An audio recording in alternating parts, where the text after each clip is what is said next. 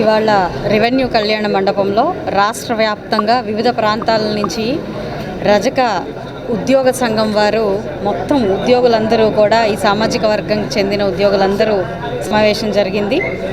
రజక సామాజిక వర్గానికి చెందిన నేను ఇందులో పార్టిసిపేట్ చేయడం జరిగింది. వారి సమస్యల్ని వారు ఎదుర్కొంటున్న ఎన్నో రకాలైన అవమానాల్ని ఈరోజు తెలియపరచడం జరిగింది. అదేవిధంగా ఒక ఆత్మీయ సమావేశం, వారి సామాజిక వర్గానికి చెందిన వ్యక్తిని కాబట్టి వారు ఎంతో ఆనందంగా సన్మాన కార్యక్రమాన్ని ఈరోజు నిర్వర్తించారు.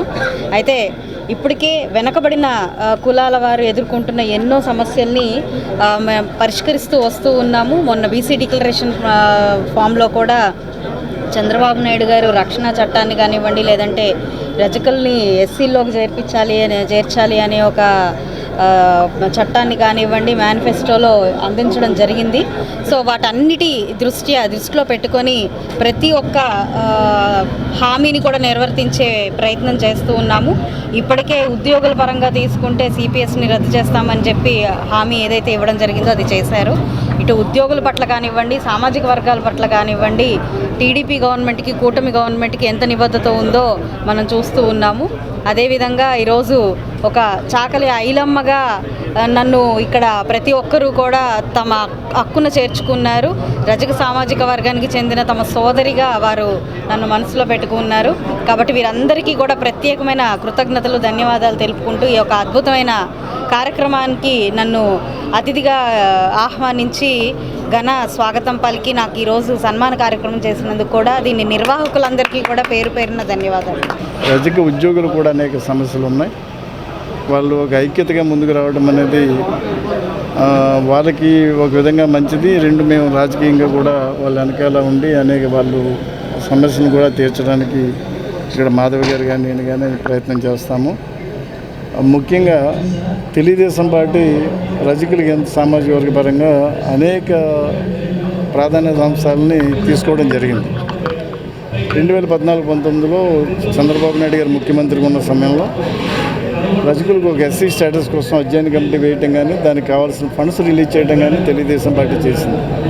వైఎస్ఆర్సీపీ వచ్చిన తర్వాత 2019లో ఈ అధ్యయన కమిటీని క్యాన్సిల్ చేయడంతో పాటు తెలుగుదేశం పార్టీ ఏదైతే ఫండ్స్ రిలీజ్ చేసిందో ఆ ఫండ్స్ని కూడా వెనక్కి తీసుకోవడం జరిగింది.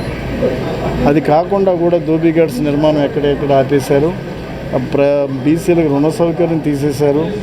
ఆ బీసీలకు సంబంధించి కార్పొరేషన్లో ఒక వెచ్చ విగ్రహాలుగా మార్చి ఒక్క పైసా కూడా రిలీజ్ చేయని విషయాన్ని మనం వైఎస్ఆర్సీపీ ప్రభుత్వంలో చూసాం. ఈ రోజున తెలుగుదేశం పార్టీ పరంగా బీసీ డిక్లరేషన్లో నేను కూడా కమిటీ సభ్యుడిగా ఉన్నాను. అన్ని కులాలకు సంబంధించి కూడా అనేక ఇష్యూస్ మేము మేనిఫెస్టోలో పొందుపరచడం జరిగింది. రజక సామాజిక వర్గ పరంగా కూడా ఒక ఎస్సీ స్టేటస్తో పాటు ఒక టెంపుల్స్లో ట్రస్ట్ బోర్డు మెంబర్స్ దగ్గర నుంచి రుణ సౌకర్యం దగ్గర నుంచి ధోబీ గార్డ్స్ నిర్మాణం దగ్గర నుంచి అనేక కార్యక్రమాలు మేము పొందుపరచడం జరిగింది. భవిష్యత్తులో వీటన్నిటి కూడా తెలుగుదేశం పార్టీ పరంగా అన్ని సమస్యలు కూడా తీర్చడానికి సిద్ధంగా ఉన్నామని చెప్పి తెలియజేస్తూ, తెలుగుదేశం పార్టీ ఇప్పుడు కూడా బీసీల పరంగా ఒక నిబద్ధతతో ఉంది. ఆ నిబద్ధతను ఇప్పుడు కూడా మేము ఈ 5 సంవత్సరాలు, రాబోయే 5 సంవత్సరాల్లో కూడా ఆ నిబద్ధతను పాటిస్తామని మా నాయకుడు చంద్రబాబు నాయుడు గారు కానీ, లోకేష్ బాబు గారు కానీ వాళ్ళ ఆధ్వర్యంలో బీసీలకు అన్ని సంక్షేమ కార్యక్రమాలు కూడా ముందుకు తీసుకెళ్తామని చెప్పి సందర్భంగా తెలియజేస్తున్నాం. జాతీయ కోఆర్డినేటర్ అప్నా ధోబీ సమాజ్, మన రజక సంఘం, తెలంగాణ, భారత్. ముఖ్యంగా ఇక్కడ రాజకీయంగా బాగా మారింది. కొత్త గవర్నమెంట్ వచ్చింది. అంతకుముందు రాజశేఖర రెడ్డి గారు సీఎంగా ఉన్నప్పుడు రజకులందరినీ, ధోబీలందరినీ షెడ్యూల్ కాస్ట్లో చేస్తాము, లేకపోతే షెడ్యూల్ ట్రైబ్స్లన్నా చేస్తాము అని వాళ్ళు ఇచ్చిన పెద్ద పెద్ద మీటింగ్లు, హామీ ఇచ్చిన మేనిఫెస్టోలో కుదరలేదు. తర్వాత గవర్నమెంట్ అసలే పట్టించుకోలే, రజకులకు ఏమిదనేది కూడా పట్టించుకోలే. అంటే జగన్ గారి ప్రభుత్వం వచ్చిన తర్వాత రజకులు కనీసం రిప్రజెంటేషన్ చేద్దామంటే కూడా ఆంధ్రప్రదేశ్లో ఛాన్స్ రాలేదు.